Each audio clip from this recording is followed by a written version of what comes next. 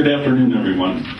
Welcome to the full meeting of the Cape Cod Commission. The date is Thursday, December 15th, 2011. The time is 3 p.m.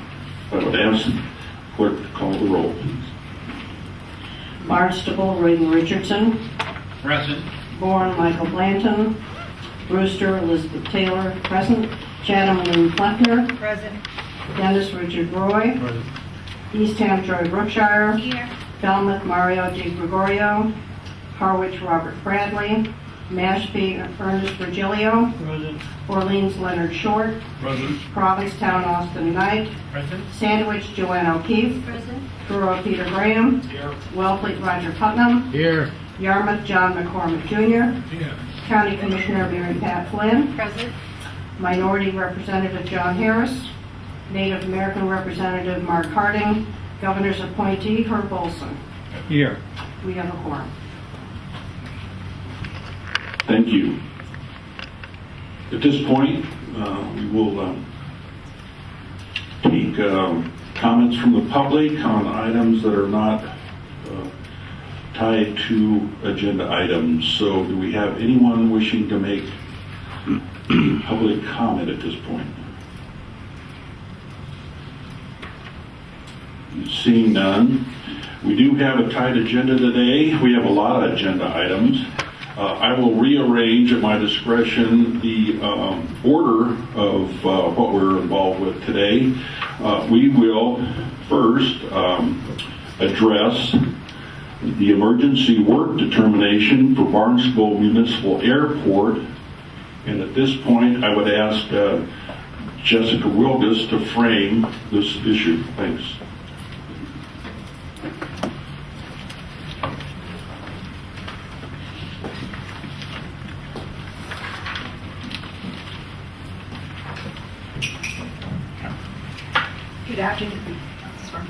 Good afternoon. My name is Jessica Wilgus, and I'm Commission Counsel. And to give you a little bit of background about this agenda item, the reason we're here today on this item is last Friday, December 9th, we received a letter from Thomas Lynch, the town manager of the town of Barnstable, making an emergency determination that an immediate emergency exists at the Barnstable Municipal Airport, which threatens public safety and national security. And to abate that emergency, they issued two permits, a temporary occupancy permit for the new terminal and a demolition permit for the old terminal building.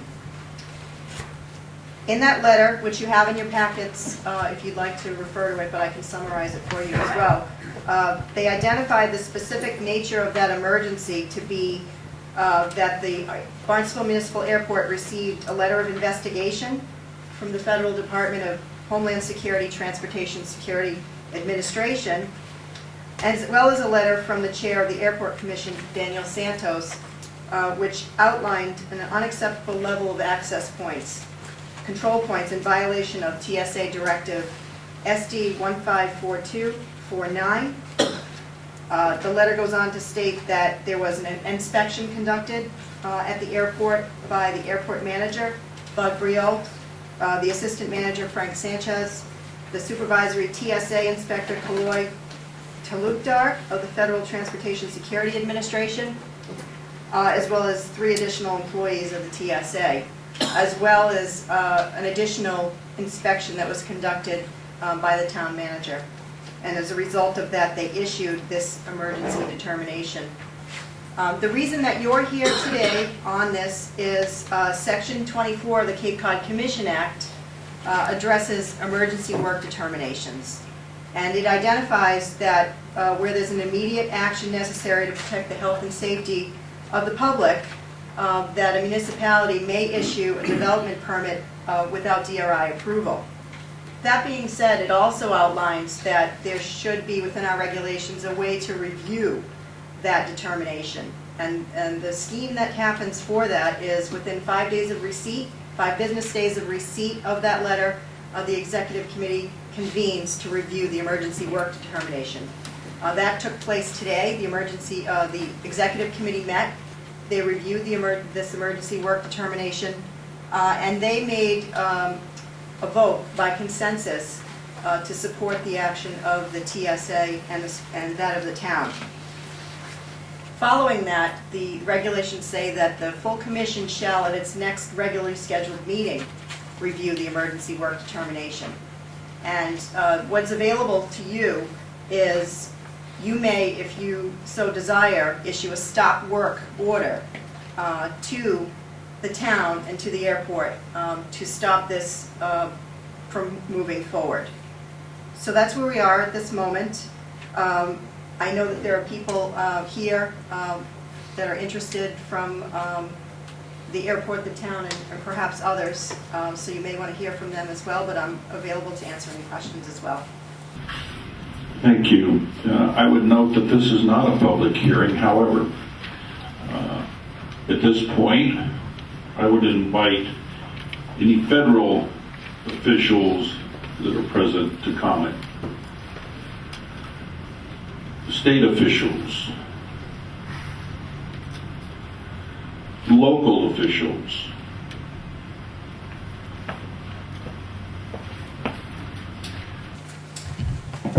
Thank you, Mr. Chairman, members of the commission. For the record, my name is Tom Lynch, and I'm the acting town manager in the town of Barnstable.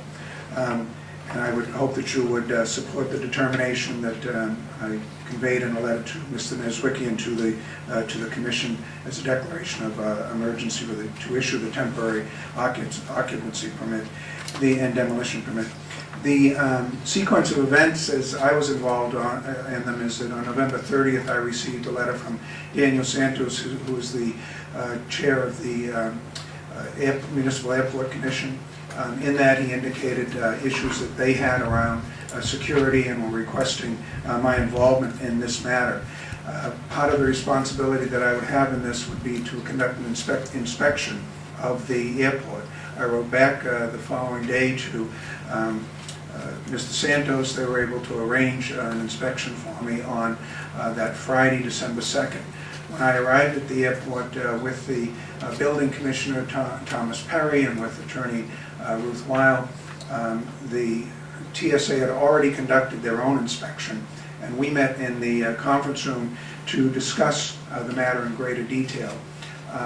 The TSA official indicated that he had not been to the airport in a while and was very concerned that from the 12 access points that he originally was aware of, that we now had 28 that needed to be controlled by the airport.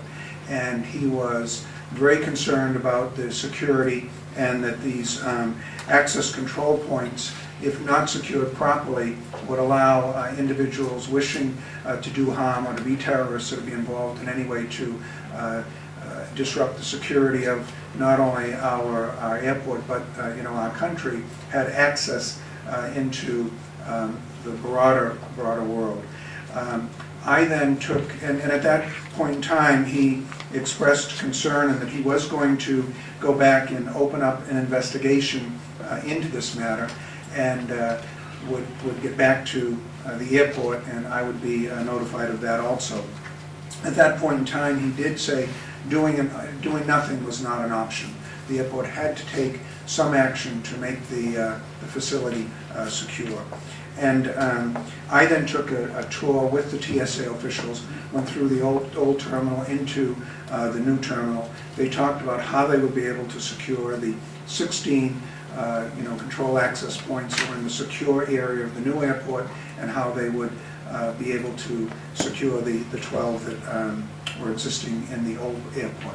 We then, on in early December, I believe it was the 7th and 8th, got communications, as indicated by your attorney, from TSA officials indicating the corrective actions that they felt needed to be taken, and indicated that that should be done within 5 days. I shouldn't speak to whether I know the corrective act. They may not have recommended specific corrective actions, but I believe the airport had to take action and satisfy the TSA officials on that matter. Based on that information that I had, I then issued the letter that you have before us. I was very appreciative of the attention and discussion we had at the subcommittee level, and I would hope that the full commission would support the town of Barnstable's actions. Thank you very much.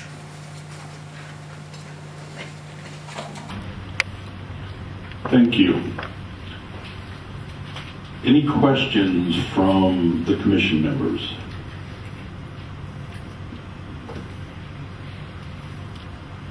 Seeing none, I would invite members of the public to comment that would like to do so.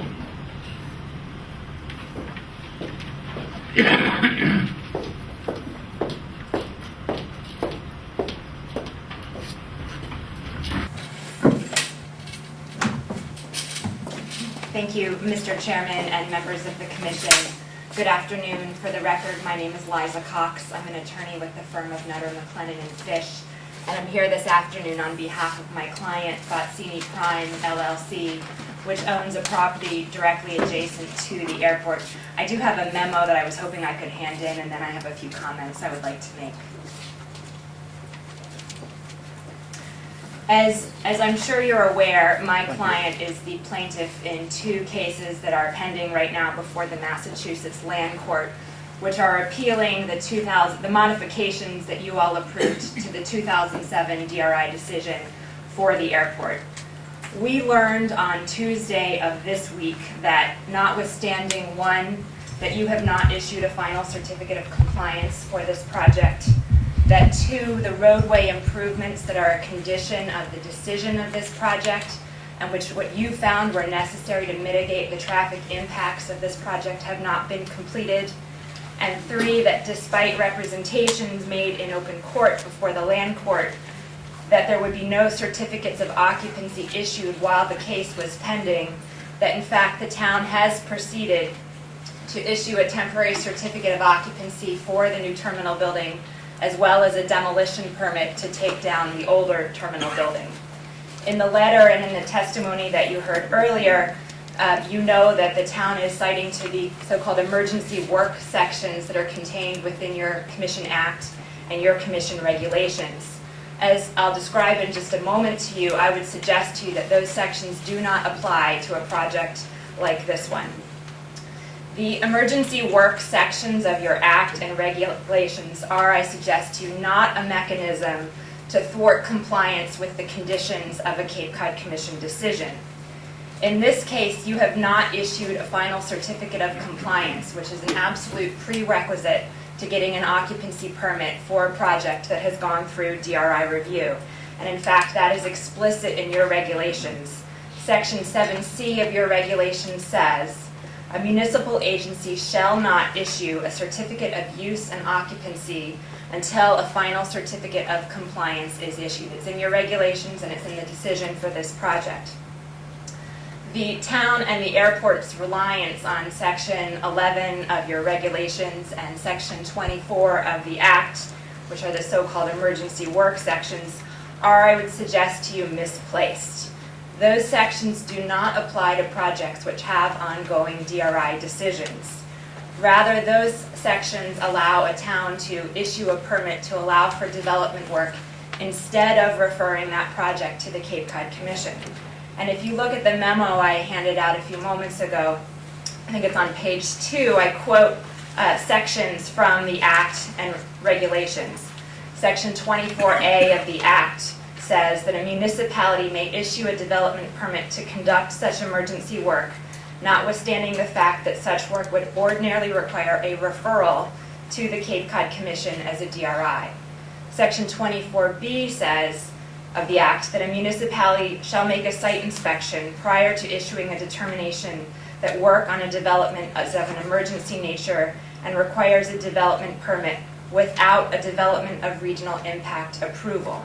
And again, Section 11A of your enabling regulation says that in an emergency situation, a municipality may make a determination that work on a development is of an emergency nature and may issue a development permit for that work, for work that would otherwise require a referral to the Cape Cod Commission. These provisions, I would suggest to you, do not allow an applicant who has a DRI permit with conditions to circumvent the conditions of those decisions. If the airport wanted to change its decision or not comply with the conditions, you have a modification process that's available to them. And that's the process I suggest they should have taken in this instance. The emergency work section of the Act and regulations is intended to apply where there is no DRI decision.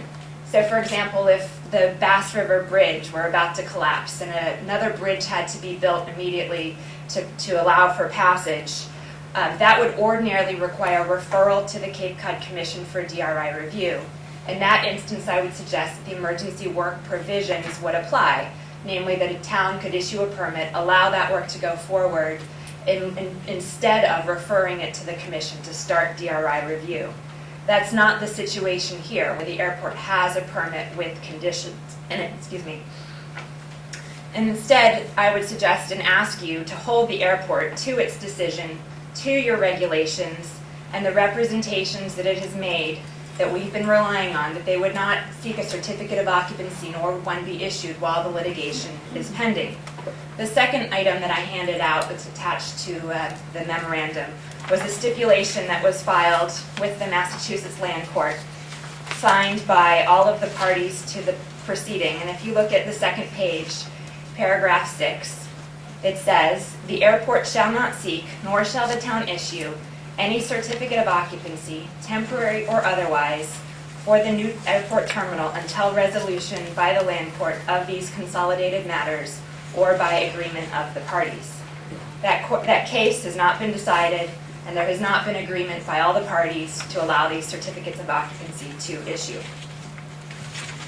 So it goes without saying that we are in this situation. It goes without saying that I would suggest that we are in this situation because of the airport's own making.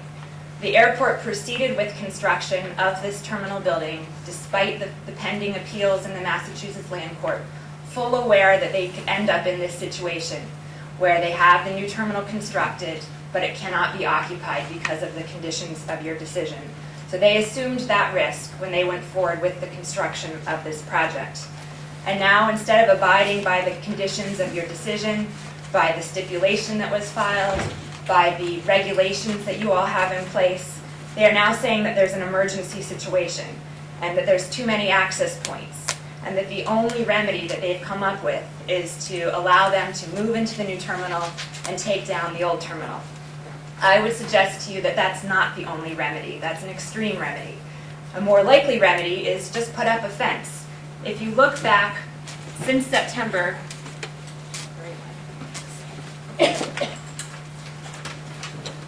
and this particular aerial is attached as Exhibit A to the memorandum I had, so you can see it. Since September of 2010, since last year when construction started, there was a fence, a series of fences in fact, behind where the new terminal is under construction that prohibited access into the interior of the airport. This fencing is very similar to the 5+ miles of fencing that surround the airport so that people can't come into the interior of the airfield. The airport has now removed that fence. This aerial photograph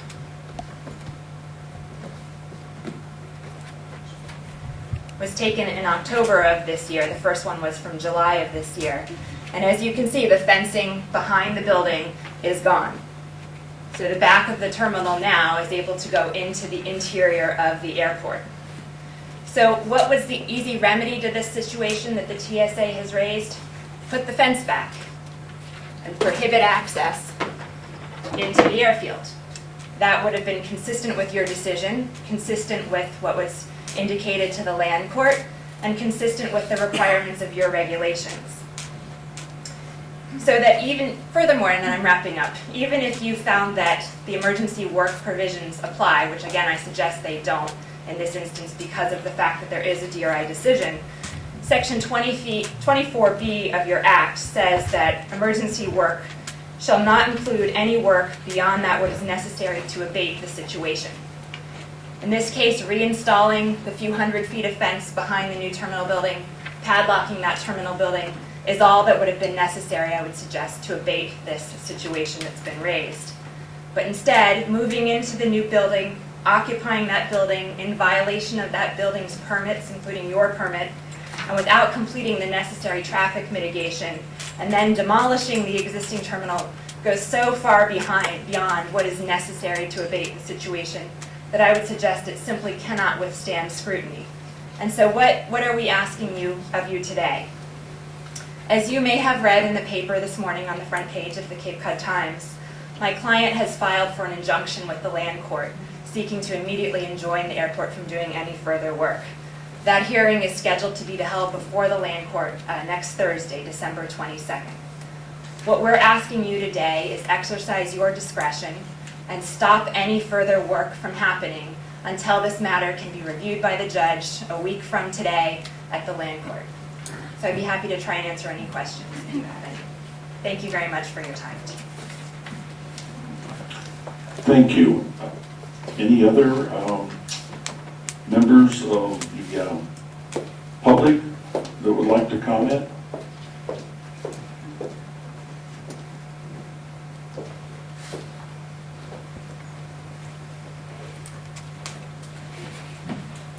Thank you, Mr. Chairman, members of the Commission. My name is Bruce Gilmore. I'm the attorney for the Barnstable Airport Commission, and I would like to respond to some of the remarks that were just advanced to you by the Bozzini Prime people. The first is that, as well-intentioned as they may be, they are not the Homeland Security people or TSA. And their solution to the problem is not necessarily the solution that has been advocated by TSA to the airport. The second issue that I would like to address is this clearly, in light of the completion of the main terminal and the existence of the old terminal, so-called, there are now a number of access points that are a concern to TSA. In terms of money, the United States Congress has appropriated billions of dollars to agencies like Homeland Security and TSA to ensure that the flying public is safe. As you're probably aware from the correspondence, Cape Air flies to Boston, other regional people fly to LaGuardia, and once someone is on an aircraft, they are free of any further security. I don't need to remind you of the circumstances that go back to 9/11, and it's not to play on those tragic days. But the terrorists that attacked the World Trade Center came from the Bangor, Maine airport via Boston and bypassed Boston security. And so there's a very legitimate concern about small regional airports serving as feeders to the larger airports and giving people with criminal designs access to those airports. I was reminded today at an earlier hearing about the lad from North Carolina who fell out of the aircraft over Milton as it approached Logan. So that clearly, no matter what plans are in place, there is some level of security risk. And TSA is sensitive to that. And with that in mind, I would suggest to you that the request to demolish the existing terminal and the old air traffic control tower are entirely appropriate and are a response to an emergency related to the public safety. The second point that I'd like to make, and I don't want this to devolve into something with Romney and Gingrich, with people attacking either side, but in terms of Bozzini Prime, as you folks are aware, because you are defendants in this case, tens of thousands of dollars have been wasted on this one challenge by one business in the town of Barnstable. There are hundreds of neighbors to the airport who have no issue with this. There's one, Bozzini Prime, and they're here today. And why are they here today? Because if that old building is removed and we go into the new one, they've lost leverage in trying to cause us to do things that we ought not to be doing in terms of public expenditures. That aside, the issues that were raised by counsel neglected to tell you that there was a hearing in October before Judge Piper on this very issue, not the emergency, but the occupancy permit. And if you'd indulge me for a minute, I'd just like to read from that October 27th decision. Judge Piper wrote on page 3, "The court is of the opinion that no leave of court is required for the Barnstable Municipal Airport Commission to seek the temporary certificates it desires. The court does not understand the Barnstable Municipal Airport Commission to be seeking leave to perform any construction or other work that is directly challenged in the appeal that was tried to this court, including without limitation the raised median on 132, which was certainly a traffic mitigation issue, traffic signals at Addicts Way, or closing the Barnstable Road northbound lane from the airport rotary. The court has issued no injunction in this case. To the contrary, the court's only relevant ruling was that Bozzini had failed to demonstrate that it would be harmed irreparably by the Barnstable Municipal Airport's continued progress toward completing the airport terminal building and control tower. Bozzini has not challenged the terminal-related aspects of this project. They are today. This is to say that even if Bozzini does prevail on the merits of this litigation, meaning the traffic-related issues, the airport terminal itself will remain unaffected. This was the basis of the court's determination that Bozzini had not demonstrated that irreparable harm would flow from allowing the unchallenged aspects of the project to proceed, and the court's opinion on this critical point has not changed as of October 27th. And so I guess if you thought about this, we have to concede, I think any reasonable person would, based on a TSA's letter, that there is a security risk, a safety risk to the flying public and to the population at large. And the court has said, Bozzini Prime, you never challenged the terminal aspect, you only questioned the traffic flows, and the airport and the Cape Cod Commission have agreed not to do anything on those until I rule.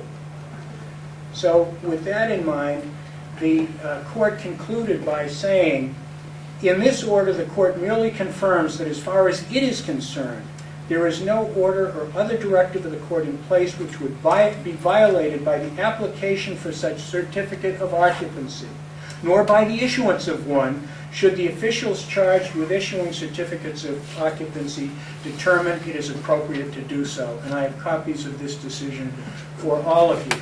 But in closing, in terms of what this is all about, this is the month of December.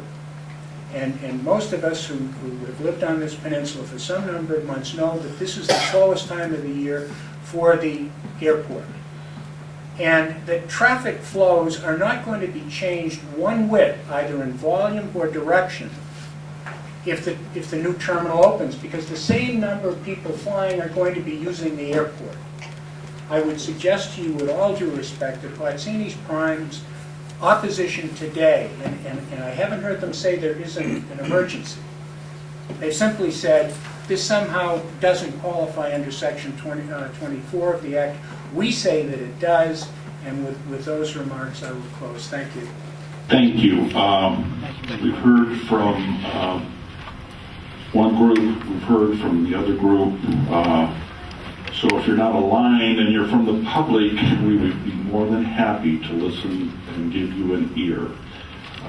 However, if you represent either one of those factions, we would just as soon not hear a repeat. So anybody else from the public that would like to speak? Seeing none, I would ask the commission members if they have questions or discussion. Staff may have something to say first, so I'll go there first before I say something. Is that okay, Mr. Chairman? Proceed, please. If I may, Mr. Chair. Jessica Wilkins, Commission Counsel. I just wanted to clarify a couple of points for you as it relates to the emergency work section of the Cape Cod Commission Act. Section 24B, actually, the phrase that was cited, it actually contemplates this situation. The sentence that was read to you about a town making a site inspection prior to issuing a termination on a work of development that's of emergency nature and requires a development permit without a DRI approval. That's the whole point of the section. As to whether or not a project that's already have been reviewed by you could qualify under Section 24. You may recall that we have handled those in the past, emergency work determinations. For example, the Bourne landfill came in under emergency work determination because of the hurricane. And that was not something that you were beginning to review. That was something that had a DRI decision. But there was an emergency nature that required them to take immediate action, and then they came in before you, before the executive committee and the full commission. So while your determination on whether or not this is an emergency is something that you need to make today, I would just affirm to you that this is something that qualifies under this section for your consideration. You know, what you need to consider today is the question of whether or not an emergency review of that emergency work determination, and whether or not you want to issue that stop work order. Ms. Austin. Thank you, Mr. Chairman. It's a pretty relatively simple question. If we did not vote to do this emergency request, what is the unintended consequences to the project, to the airport at this point? And I guess I would follow up with the airport, if they didn't follow through with what needed to be done, would that possibly close the services through the TSA or someone else because we did not, or you did not, fulfill their requirements that they sent out to you? So those are two questions, probably Sure. to you, whoever. I wanted to also, you just heard, we haven't received any papers on this, but we've heard from counsel for Plastini Crime that the court will be hearing this next week. So it will not sit unabated. One thing I did want to also remind you of is that the commission has not issued any certificates on this, nor will they, unless and until the conditions of the decision are complied with. And I just want to make that point clear as well.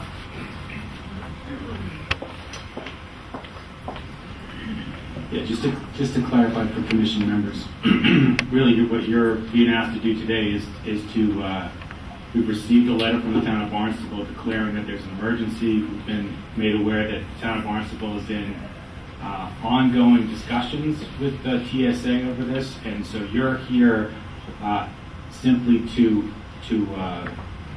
pass on that emergency. So we're not here to issue a certificate of compliance in violation of our own DRI. It's just to confirm that there's an emergency, and that work has happened over there. And my understanding from the earlier meeting is that the transition's really been made. The new terminal is occupied, and the old terminal is ready to be shut down.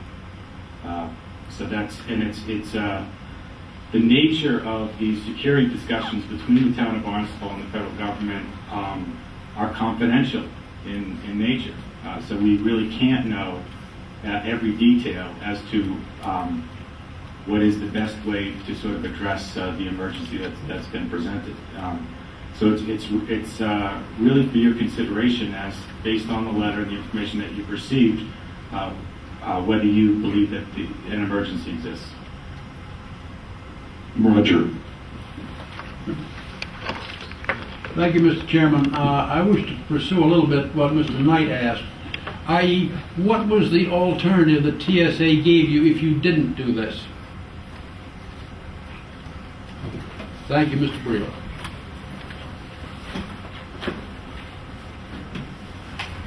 Bud Brialt, I'm the airport manager.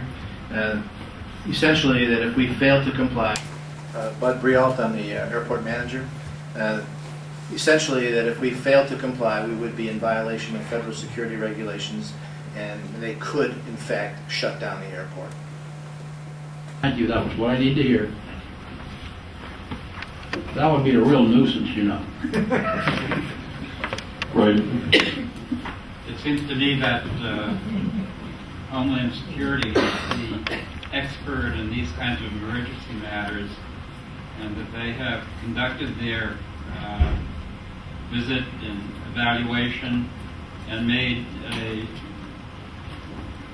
recommendation to the town of Barnstable And it seems to me that the town of Barnstable has listened to that recommendation and has responded to it in a very reasonable way. And one doesn't really have to know a whole lot to know the very big dangers that exist within this environment that we now live. And I just think that we should support the town of Barnstable and its action in every way that we can. Mr. Short. Unfortunately, I have only once been into the airport complex, and that was probably 10 years ago, so I'm totally unfamiliar with the layout in there. I'm presuming from this photograph, Liza, that you've given us, that the new terminal is the larger building, and that to the left of that is the old terminal, which I can barely see in this photograph. To the right of the terminal, okay. Yeah, to the left as I'm looking at the picture. Did the TSA say that if we do put a stop work order on, that there is no way that they can continue to use the old terminal?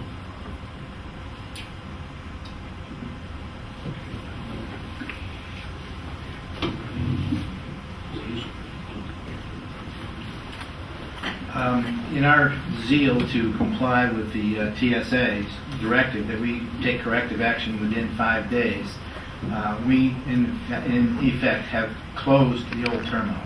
We have secured the old terminal. We are in full operation in the new terminal today, and we are in compliance with TSA regulations as of this morning. I don't know if that answered your question, but it's sort of a roundabout way to get to it. Through the chair, please. It doesn't really, because of the fact that my question was, if we put a stop work order on this, can you reopen the old terminal and continue to put passengers through the old terminal? I would say at this point, no, we cannot do that.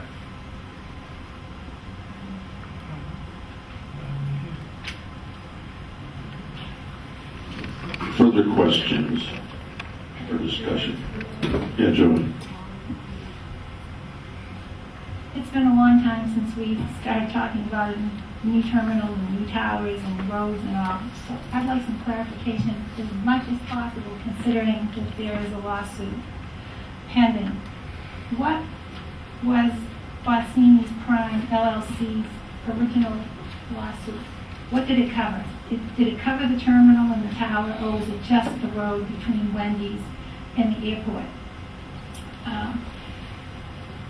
And what are they going to court this time specifically to ask for?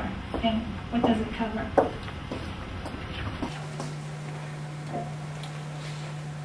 The Bozzini's Prime appealed you may recall there was a modification of the original airport decision, and it was a modification of the circulation surrounding the airport.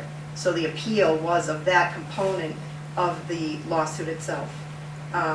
Some of the other, the stipulation and whatnot relate to that modification and the proceeding forward based on that appeal. So, the terminal and the tower and the property itself, except for the traffic access to the airport, were not part of the original. The terminal decision became a final decision. That is not currently on appeal. Okay.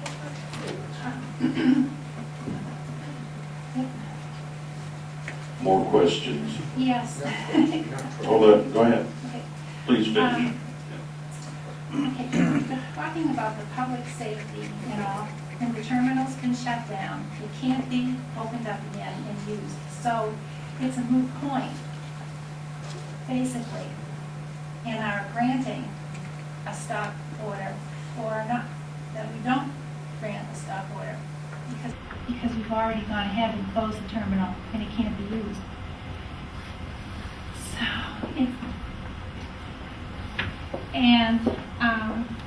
this is a temporary situation. If the terminal's already been closed and this is a 30-day temporary situation that we allow them to do this, what happens after 30 days? Nothing can change because the old terminal's been shut down. Again, it's a moot point in our decision-making. It's just a formality. And I've been away, and I haven't followed the times. Is the new tower in use? Was the federal money received for the new tower? Mr. Chairman, yes, the new tower is in full operation as of November 3rd.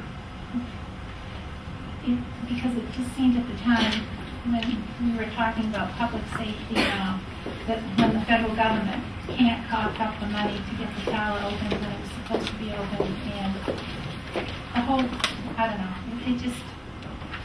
it's not pleasing.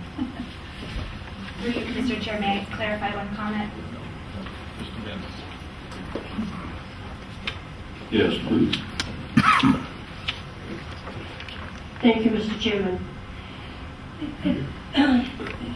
In order for me to do my duty, I have to run through all of these agencies: Homeland Security, the airport, TSA, land court, injunctions for some other language.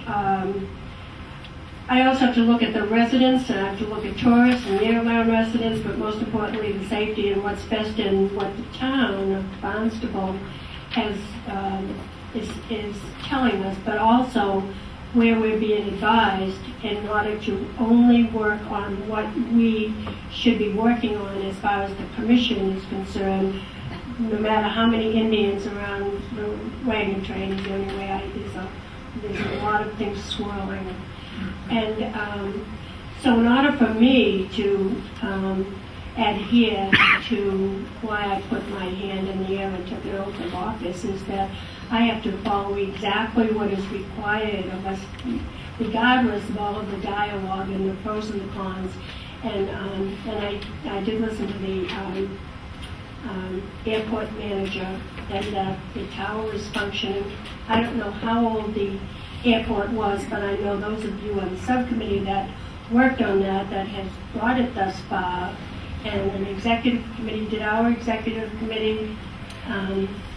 They had a vote, and they were in, and they went through the nitty gritty of the whys and wherefores, and I'm sure they dotted their I's and crossed their T's. So in order to stop all the swirling around and let other parts take their, whichever end they're going to go to, I think that it is important for us to support the executive committee, and I think that we will come to a proper vote. Thank you. Thank you. Anything else from the commission members? Yes. I have a question for Jessica. What do you need from us for a vote? What does it have to stipulate? It depends upon what you would like to do. If we vote to support this, what are we voting? In reviewing the emergency work determination, if you would like to issue a stop work order, then you need to move to issue that stop work order, as well as direct that a written stop work order be issued in order for it to take effect. Beyond that, that's the only action that you, if you want to effectuate that, you need to take that action. Other than that, no action is required. So if we support the work that is being done at the airport, we take no action. Thank you. Liza Cox. Thank you, Mr. Chairman. I was just going to clarify and respond to Ms. Brookshire's question. The appeal, the recent appeals that are pending now before the land court do, I would suggest, relate to the terminal building, specifically the traffic that's generated by that terminal building. I don't think you can separate the two and say that the terminal building is not subject to the appeal, because the very traffic that it's generated is covered in that modification decision, which is pending at the land court right now. That's stretching it, Liza. Thank you. We do have a jam-packed agenda. I would like, in the spirit of moving things on, if it's all right. Yes, please proceed. Mr. Chair, I'd like to know why the former terminal cannot be reopened.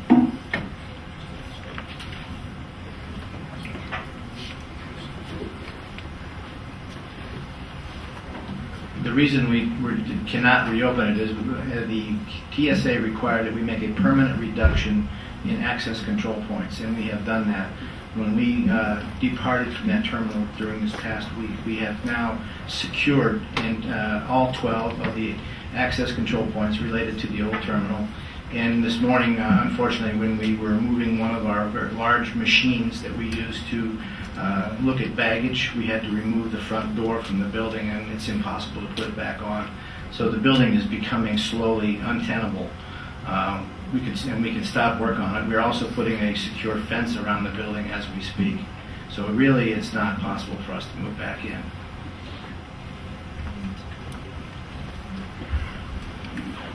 Yes.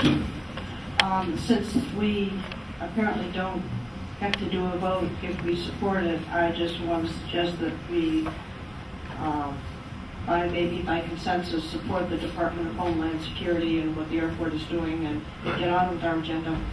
So moved.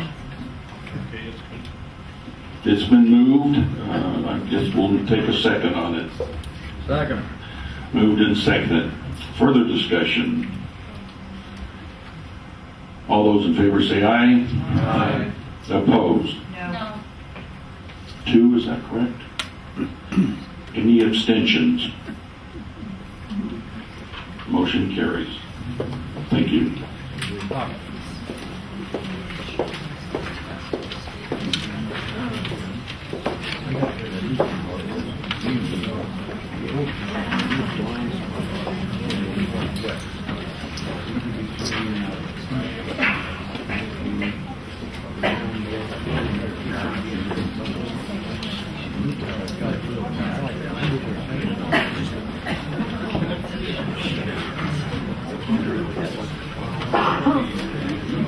All right, we'll have some order and come back to our agenda. I will also rearrange the agenda a little bit because we have someone from the town that would like to speak to the Hydroid Inc. Final hearing draft decision. There is no hearing notice. This is continued from November 22nd, 2011. And Mr. Donald Card would like to speak after your presentation, Christy. Mr. Chair, if I could just suggest that you swear in witnesses at this point. Very good. All those that wish to testify or speak on this issue, please stand.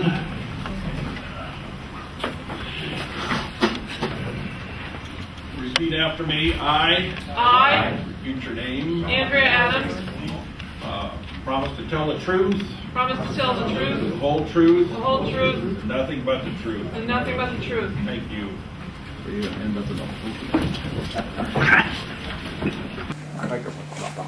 Thank you, Mr. Chair. For the record, Christy Senatori, Chief Regulatory Officer with the Cape Cod Commission. And at the Chair's discretion, if you wanted to take testimony from members of the Board of Selectmen who have another commitment this afternoon, you could do that at this time. Yes, please. Let's proceed with that. Mr. Chairman, thank you. Donald Pickard on behalf of the Board of Selectmen for the town of Bourne. I appreciate you taking me out of order. I have another appointment at 4 o'clock to make. So thank you, members of the Commission. On behalf of the Board of Selectmen, we would respectfully request approval of the hardship exemption for Hydroid. Hydroid presently employs 75 people that are engineering and other high-tech jobs. They, if are permitted to expand, they would be able to increase that number to at least 150 employees. There's a number of businesses that are local to Bourne and Falmouth that supply product to Hydroid for the building of their equipment, their submarines, I guess you'd call them. And those, if Hydroid was forced to leave the Cape because of not being permitted to expand, that would have an adverse effect on those businesses local to Bourne as well as Falmouth. not to mention the local businesses such as restaurants, car repair, sub shops, gas stations, that all benefit from having people coming to Bourne, not to mention the housing market. If these new people are brought in, we would hope that they would relocate to the Bourne, Falmouth, Sandwich area to commute to their jobs. Additionally, just another note, I just found out yesterday while I was delivering turkeys to the Bourne Food Pantry that the executive director there considers Hydroid to be a tremendous community advocate for the food pantry. They not only are generous in their donations, they also bring a listing of potential jobs to the food pantry for posting, so the folks who are utilizing the food pantry are able to see those jobs, and if there's a fit, they're made aware of those jobs and they can apply. We have between 600 and 1,000 families in Bourne who utilize the food pantry, and many of those people today have advanced degrees and are highly technical. So this is certainly a plus. So again, I would respectfully request your consideration of approval of this hardship exemption to assist the town of Bourne by having Hydroid stay in the town of Bourne. Thank you all for your time. Thank you. And Christie, please. Thank you, Mr. Chair. I do have one set of subcommittee meeting minutes from the December 6th subcommittee meeting that need to be approved. If the chair could entertain a motion. Yes, Richard. I would entertain a motion from a member of the committee to approve the minutes of our December 6th, 2011 meeting. Mr. Chair, I would like to make a motion to approve the minutes December 6, 2011 subcommittee meeting. Do I have a second? It's been moved and seconded. All those in favor, please say aye. Aye. Opposed? It's unanimous. Please. Thank you. I will try to be brief. I know you have a rather aggressive agenda for the rest of the afternoon. Hydroid is proposing to combine 3 existing parcels off of Henry Drive in Bourne, and there's a site plan here behind me, and create a single 5.24 acre parcel in which they propose to construct a 40,000 square foot building. The proposed project includes an on-site sewage disposal system, 150 parking spaces, a loading zone, a wash pad, and associated clearing, grading, drainage, utilities, and landscaping. The site is located within a significant natural resources area due to its location in a potential public water supply area and a wellhead protection area. Hydroid is a manufacturer of autonomous underwater vehicles for deep sea survey and mapping worldwide, and they intend to use the new facility as their headquarters and to accommodate their need for expansion.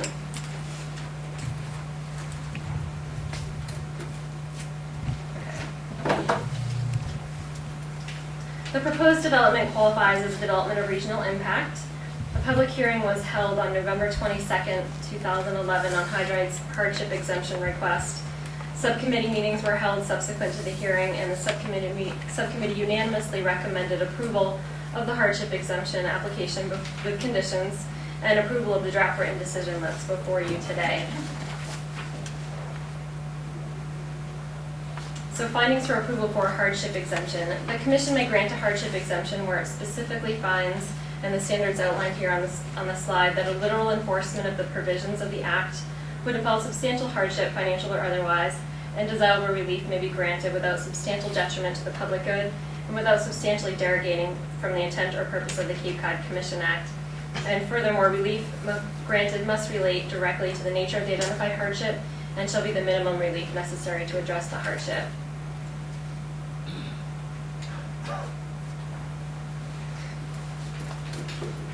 The Commission may also grant hardship relief to a project of community benefit, and this is defined by the Commission's regulations as a development that confers upon or results in distinct benefits to the community and the citizens of Barnstable County.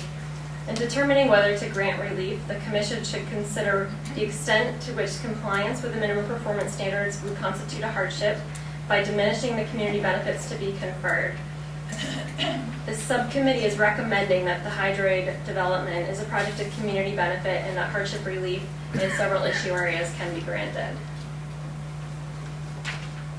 I'll briefly walk through some of the subcommittee's analysis and the applicable resource issue areas. All of this is contained in your draft decision before you, so I will only highlight the key findings and conditions for you. The first, beginning with economic development, minimum performance standard ED 1.1 requires projects in towns that don't have a land use vision map to meet the waiver requirements pursuant to minimum performance standard ED 1.3. The subcommittee found that the project meets the waiver requirement of an emerging industry cluster. Hydroid is a marine sciences enterprise manufacturing autonomous underwater vehicles, and Hydroid provides high-skill, high-wage jobs. The average wage of the 79 employees that are currently working for Hydroid is over $80,000 a year. The project also meets the municipal endorsement waiver criteria. A Town of Bourne Board of Selectmen resolution dated November 1st, 2011 states, quote, "The Board of Selectmen hereby support and approve the location of Hydroid to construct a facility outside of the designated economic center, industrial and service trade area or village, as outlined in the regional land use vision map, is strongly endorsed by the Board of Selectmen for the Town of Bourne. The Selectmen find the Hydroid expansion meets the requirements and intent of the local comprehensive plan and is of great necessity to the economic well-being of the Bourne community."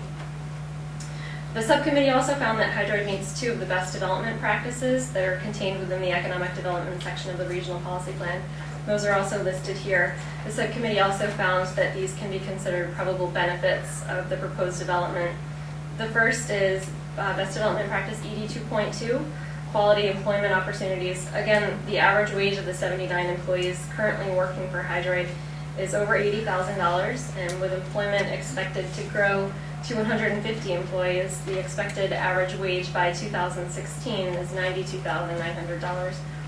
And secondly, Hydroid is an export company that manufactures autonomous underwater vehicles used around the world, and as such, the project meets best development practice ED 3.4, regional export growth. On the issue area of water resources, the proposed project is located within an existing Zone 2 wellhead protection area and a potential public water supply area. The Bourne Water District Superintendent submitted a letter to the Cape Cod Commission stating that the Bourne Water District has no intention at this time or in the near future of exploring for potential well sites downgrading of the proposed building. So based on this letter, the subcommittee recommends that the potential public water supply area designation should be lifted and that standards related to this designation are not applicable to the proposed development. In the issue area of hazardous materials and waste, as the development is situated within a wellhead protection area, standards limit development to a household quantity of hazardous materials and waste. This is defined by the regional policy plan as 275 gallons of heating oil, 25 gallons of other hazardous materials, and a quantity of hazardous waste generated at the very small quantity generator level, which is defined by the state. An inventory list of materials that are used and generated at Hydroid currently contains approximately 150 gallons of materials, including ordinary household cleaners, solvents, and oils. The applicant is seeking to use and store up to 300 gallons of hazardous materials at the new facility. The Bourne Water District, in its letter releasing the potential public water supply designation, states that the Bourne Water District monitors all commercial properties within its Zone 2s by conducting regular inspections, both internal and external, for possible hazardous conditions that may threaten wells. In addition to that, the state's drinking water regulations require water suppliers to submit an annual report to the Massachusetts Department of Environmental Protection that identifies the presence of new land uses that could adversely impact water quality. And the supplier is also required to notify the local Board of Health of any violation that may adversely affect its water supply. The subcommittee is recommending that the Commission grant relief from the hazardous materials restriction, as compliance with the minimum performance standards would constitute a hardship by diminishing the community benefits to be conferred, and relief may be granted without substantial detriment to the public good and without nullifying or substantially derogating from the intent or purpose of the Cape Cod Commission Act. The subcommittee also recommended, and you'll see this as a condition in the decision, that the project be limited to the use and storage of hazardous materials of up to 300 gallons. Continuing on in water resources, the applicant is proposing Title V sanitary wastewater flows of 2,250 gallons per day, and this is based on the maximum proposed 150 employees. Based on the nitrogen loading calculations that have been provided by the applicant, the project meets the 5 part per million nitrogen loading standard that's required pursuant to the minimum performance standards. Warren Water District monitors all commercial properties within its Zone 2s by conducting regular inspections, both internal and external, for possible hazardous conditions that may threaten wells. In addition to that, the state's drinking water regulations require water suppliers to submit an annual report to the Massachusetts Department of Environmental Protection that identifies the presence of new land uses that could adversely impact water quality. And the supplier is also required to notify the local Board of Health of any violation that may adversely affect its water supply. The subcommittee is recommending that the Commission grant relief from the hazardous materials restriction, as compliance with the minimum performance standards would constitute a hardship by diminishing the community benefits to be conferred. And relief may be granted without substantial detriment to the public good and without nullifying or substantially derogating from the intent or purpose of the Cape Cod Commission Act. The subcommittee also recommended, and you'll see this as a condition in the decision, that the project be limited to the use and storage of hazardous materials of up to 300 gallons. Continuing on in water resources, the applicant is proposing Title V sanitary wastewater flows of 2,250 gallons per day, and this is based on the maximum proposed 150 employees. Based on the nitrogen loading calculations that have been provided by the applicant, the project meets the 5 part per million nitrogen loading standard that's required pursuant to the minimum performance standards. Also included as conditions of the subcommittee's decision are the recommendation anyway, is the requirement to submit a stormwater pollution prevention plan and a spill prevention control and countermeasures plan, as well as the requirement for controls to arrest any potential spills at the project's loading area. In the issue area of natural resources and open space, although the site is situated within a significant natural resources area, due to the extent of disturbance on the site, a natural resources inventory was not warranted.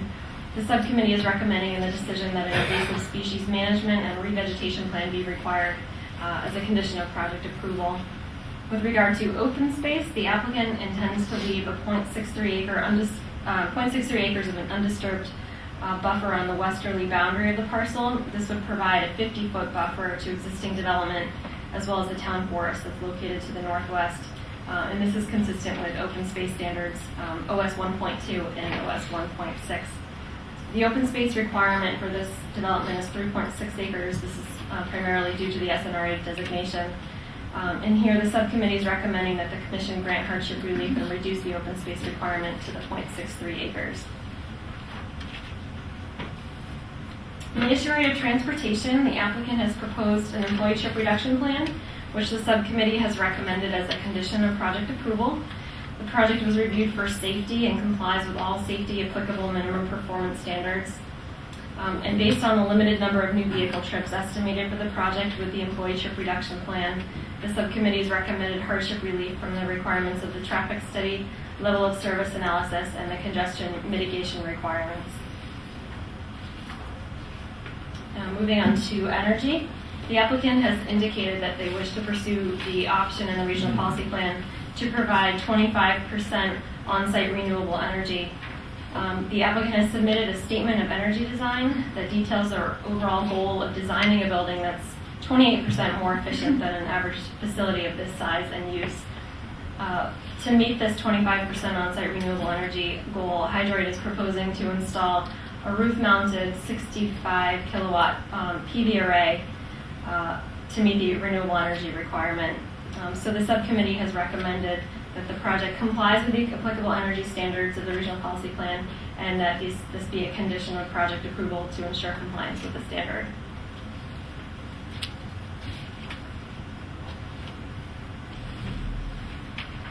Okay.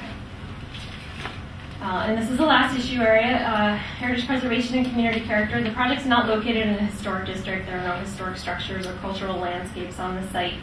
And on November 1st of this year, the Massachusetts Historical Commission determined that the proposed project was unlikely to affect significant historic or archaeological resources. Based on this, the subcommittee did find that the project is consistent with the heritage preservation section of the regional policy plan. The subcommittee also found in its recommendation to you that the proposed development is unlikely to have any significant impact on the region's community character, as adequate buffers to regional roadways will be maintained. The project will have site lighting and exterior building lights, and the subcommittee found that project approval should be conditioned to ensure compliance with these standards.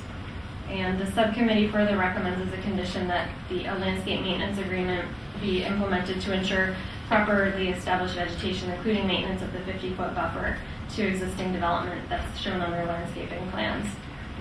Lastly, the proposed structure is consistent with best development practice HPCC 2.19, and this recommends multi-story buildings to reduce the development footprint, and the subcommittee has considered this a probable benefit of the proposed development.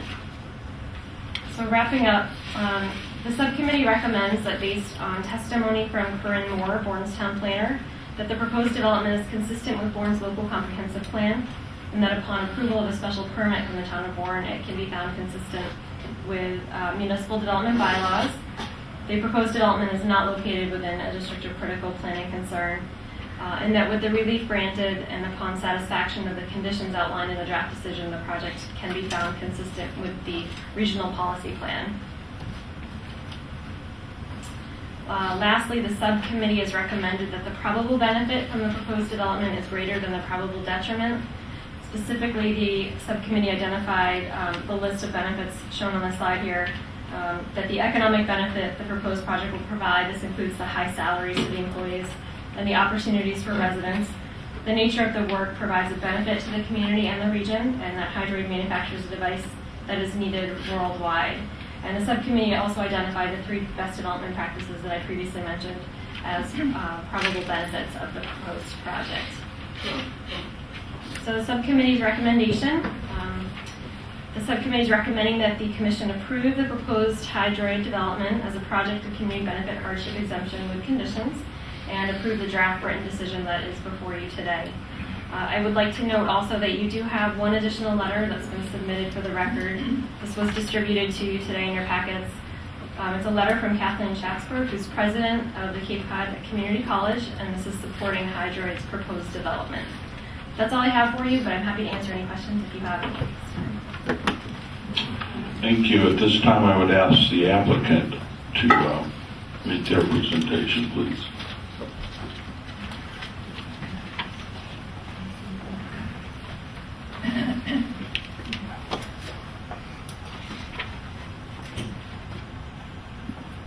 Mr. Chairman, thanks very much. My name is Chris Von Alt. I'm the president of Hydroid.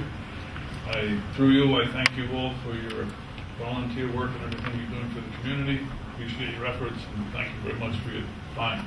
I'll try to be brief on the grounds that you've got a busy day, and I don't have that much important to say. I think Christy covered most of what we're trying to do, and I just wanted to give you a feeling of what we're doing as a company and the products that we make, so maybe you have a better feel for what's going on. That's if we can get it to work right. Anyway, yeah, here we go. So Hydroid's a company that evolved from the Woods Hole Oceanographic Institution. I worked there for 20 years. I've been a resident of the Cape for about 25 years. We're currently owned by a company called Kongsberg. You can put the next one, Christy. So here you see a brief view. The thing that Kongsberg does is they're a defense industry. They come out of the mining industry years ago, and they're an international company. They work in both maritime industry and the oil and gas and defense industries. And you can do the next one. The type of company they are, they produce a tremendous amount of interesting technology. I thought you'd be interested to know that their missile defense system is protecting the capital in that area right now. So that's the links to the area. Next one, Christy. And these are the kinds of products they make. They're all linked very closely to the marine industry. They're all high-tech industries. They make all of the control systems that you might see on a cruise ship. They'll do all the greening of that cruise ship to reduce the energy that the ship is using. They work on naval sonar systems, on underwater surveillance, that's harbor defense systems, seaboard mapping, types of things. They go out and map the ocean and for transportation and shipping. That's okay. And so we were purchased by them back in 2008, and because of the joining of these, we have access to worldwide distribution, and that's helping to increase our success as well as the things that have come out of Woods Hole. So now we're employing about 82 people professionally. We're in a 16,500 square foot building. We were recently got 2 requests from the United States Navy to increase our capacity and shorten our delivery time for some things that will be used in the future by the Navy. So there's a lot of pressure on us to continue working and develop the systems that we have going. And so for that reason, we need to expand quickly. So we've got 82 people. I think we've done everything we can to have a diversified basis. We are addressing all of the concerns. We have 20 females with us. We're working with part-time people as well as contractors on site. That's fine. And this just shows you the 3 main product lines. We have Remus 100, which is a very small vehicle that can be shipped anywhere in the world overnight, FedEx. That's where the most popular item. I think there's about 250 of those out in the field now. The next one is the Remus 600. It operates a little bit deeper in the ocean. You can see the slope falling off. And then we have the Remus 6000, which operates down to the abyssal plains. And all of this technology was developed at the Woods Hole Oceanographic Institution. And so what we're doing is taking things out of the laboratory and moving them into the industry and creating jobs by doing that. And we made a conscious decision to stay on Cape Cod to facilitate that in the future. We very much want to work. We work closely with the Woods Hole Oceanographic, and we will continue to do so. So being here is a key aspect of what we want to do. The next one. This just shows you a quick picture of what it's like to work underwater. You can see about 325 meters, but that's a submarine that's about 200 feet long that was sunk during World War II. Those are the kind of pictures that we create with the systems we put in. Some of the more interesting things that happened, 3 of the vehicles went out and spent a good deal of time surveying an area the size of Rhode Island, trying to find the wreckage of Flight 447, which was successfully done and was a great contribution. The next one, Christy. And this just shows you again the target sonar that was used, the image that was found with the vehicle. That little spot that you see there was almost 6 miles below the sea. It then the vehicle came to the surface, and they went down and took pictures that you can see on the right-hand side.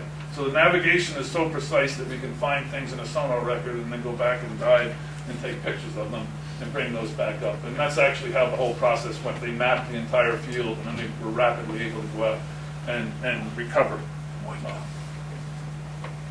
And then the more benign ones was a large search for the Amelia Earhart's record. So there's lots of things like this that go on.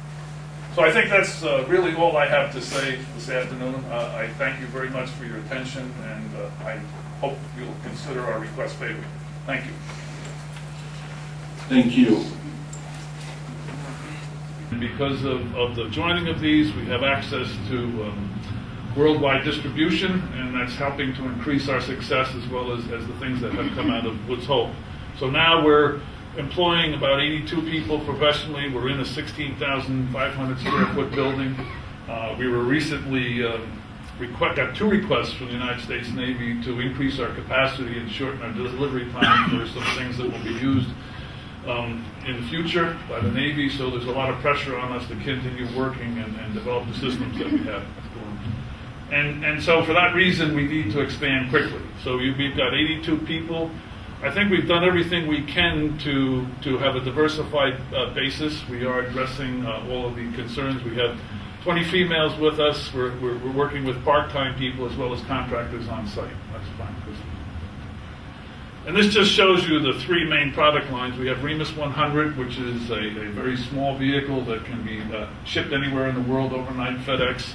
That's where the most popular item. I think there's about 250 of those out in the field now.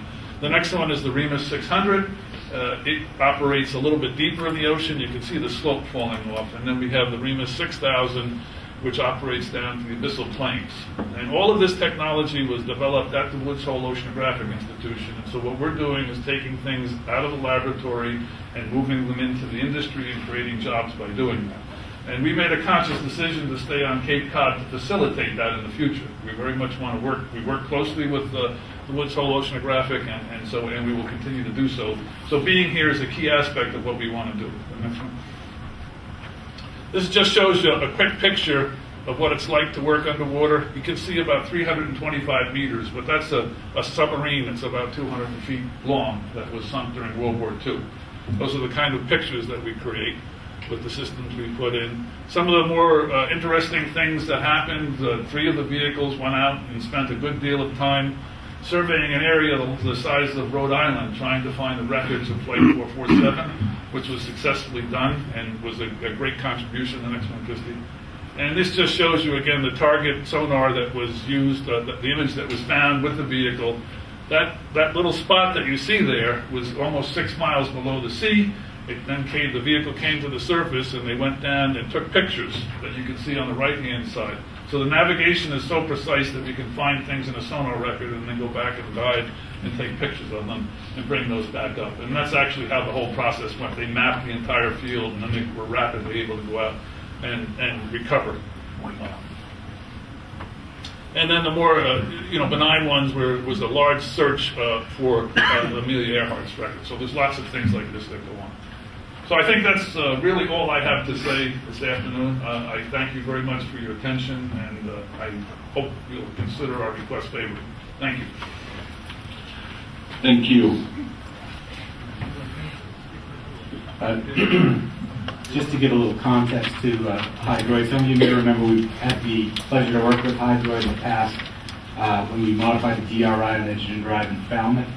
That didn't work out for Hydroid, but it worked out for Benthos. And what Hydroid's proposing now is really to expand almost adjacent to the lot that they're on right now. And when I think back to redoing our regional policy plan and the economic development part of this, it's hard to think of a better poster child for the kind of company that we want on Cape than Hydroid has been, both in terms of the quality of the jobs that it provides, the qualities of the buildings that it builds, and their relationship and dedication to the community. So it's been a pleasure to work with Chris and his staff over there as we've gone through this review.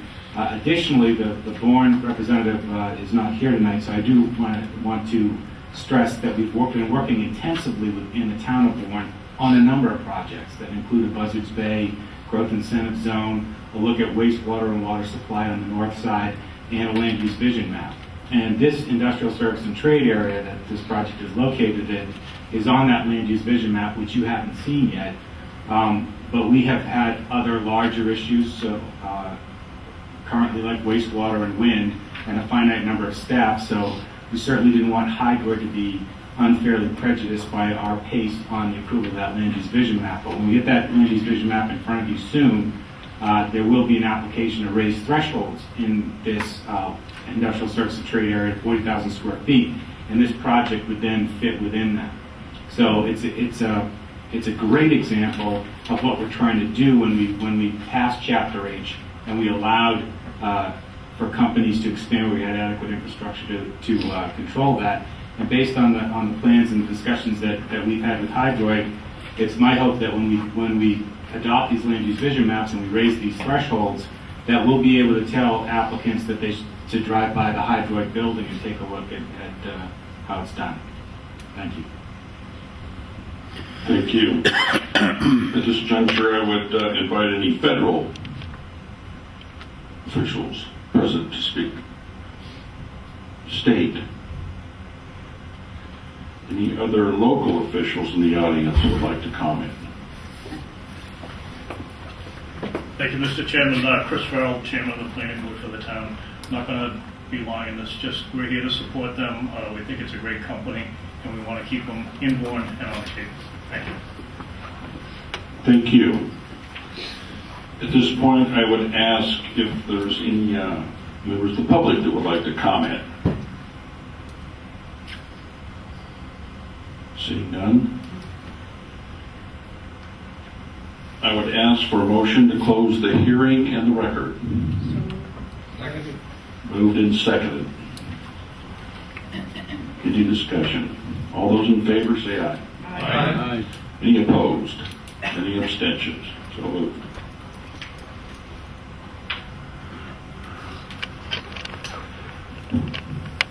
In the interest of time, I move to approve the Hydroid Inc. project as a project of community benefit hardship exemption with conditions and approve the draft written decision as amended. Second. Motion and a second. Any discussion or questions?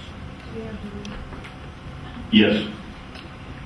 Any of the projects that we've been dealing with for hardship exemptions in the past, it's been for financial reasons. Why did Hydroid ask for a hardship exemption? And what will we save them if we grant it? Yes. Someone from Hydroid present to answer that? Or? Well, Maybe I can get that, Mr. Chair. Yes. The hardship exemption is not for financial purposes only. There are a number of reasons why I think not granting them an exemption would create a hardship for the company, especially as it needs to grow so quickly. There is a very real possibility that they would actually move off Cape. So that's part of the hardship. Part of the hardship on the timing of the land use vision map and the consideration of raised thresholds there on our part. But there is a bit of a financial incentive too as it relates to some of the greening up that they need to do. They have sort of end of year requirements in order to qualify for some rebates associated with some of the things that I've been doing on the building. Yes. Further questions or discussion? Yes.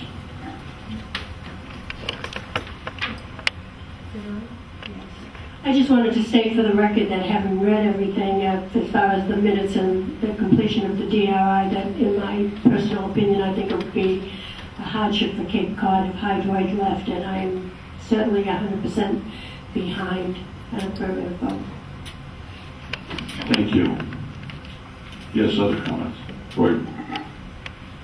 I think about the many development projects that we've considered. I think this particular one not only is a benefit to the town of Bourne, but the region of Cape Cod, to the country, and to the world. And I think I read in the paper this morning that one of these gadgets found a helicopter, I think it was off of Maine somewhere, if I'm correct. So just such a wonderful thing. We don't have to wander around trying to find these things. We can get right to them. Thank you. Further comments? Well, we've had a motion, it's been seconded, we've had discussion. All those in favor say aye. Aye. Any opposed? So moved. Thank you.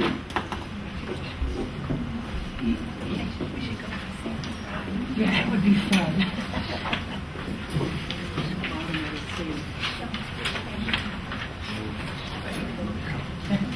Returning to our agenda, the next item is a public hearing, Edge Hill Park subdivision, procedural denial without prejudice, final hearing / draft decision, and we do have a hearing notice to read. The Cape Cod Commission will conduct a public hearing on Thursday, December 15th, 2011 at 3:00 p.m. in the 1st District Courthouse, Assembly of Delegates Chamber, Route 6A, Barnstable, Mass. The following development of regional impact has been referred to the Cape Cod Commission under Section 13A of the Cape Cod Commission Act, Chapter 716 of the Acts of 1989, as amended in Sections 3 and 7 of the DRI enabling regulations. The purpose of the final hearing is to allow for proposed corrections to and comments on factual information contained in the draft written decision, a procedural denial without prejudice. This notice is being published as required by Section 5 of the Cape Cod Commission Act. Project name, Edge Hill Park Subdivision. Project applicant, New Generation Wind, LLC. Project location, property located between Route 6 and Route 25, Bourne, Mass.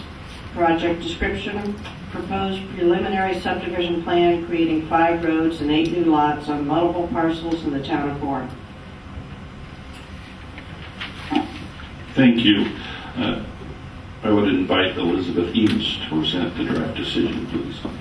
On May 13th, 2011, the Cape Cod Commission received a referral from the town of Bourne for a project entitled Edge Hill Park Subdivision, consisting of 30 acres of residential land and 10 acres of commercial land between Route 6 and 25 in Bourne. The Commission's enabling regulations require that a public hearing be opened within 60 days of receipt of a DRI referral. The public hearing was opened by hearing officer on July 11, 2011, and closed by hearing officer on October 7, 2011. No formal application was filed with the Commission for this project. The applicant, through attorney Diane Tillotson, contacted Commission staff on November 21, 2011, requesting a procedural denial without prejudice. On November 28th, the Commission's Regulatory Committee unanimously recommended that the Commission procedurally deny the project without prejudice. The applicant has not submitted a complete DRI application and has not submitted a DRI fee. Commission staff suggests that approving the procedural denial request is appropriate and recommends that the full Commission approve the draft written procedural denial decision without prejudice that is before you. Thank you. Any comments from the applicant?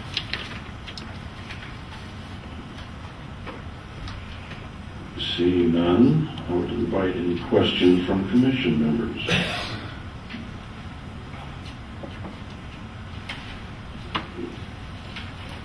Seeing none, any federal, state, or local officials in the audience want to comment?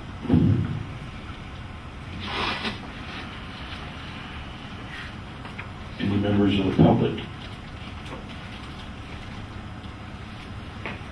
I would ask for a motion to close the hearing in the record.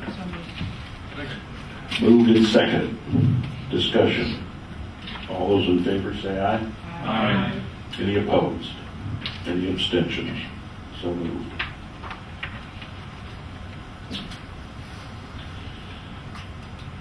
I move to procedurally deny without prejudice the Edgehill Park subdivision project and approve the draft written decision. I need a second. Second. Moved and seconded. Any further discussion or comments? Seeing none, all those in favor say aye. Aye. Those opposed? Any abstentions? So moved.